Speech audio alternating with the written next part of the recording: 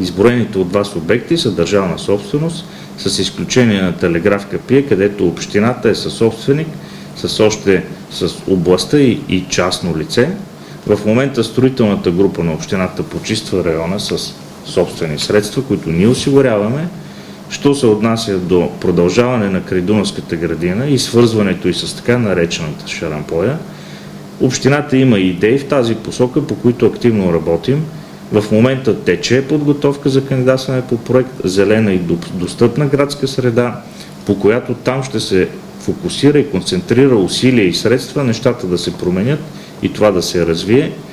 Процедурата за този проект ще бъде отворена през месец септември. Именно по този проект може да се направи това, за което питате. Искам да добавя също така, че съгласно Дунавската стратегия, която се разработва в момента, се предвижда изграждането на много голям комплекс, който буквално започва от Баба Вида и приключва почти до моста. Това е огледален проект, който ще се извърши заедно с Калафат.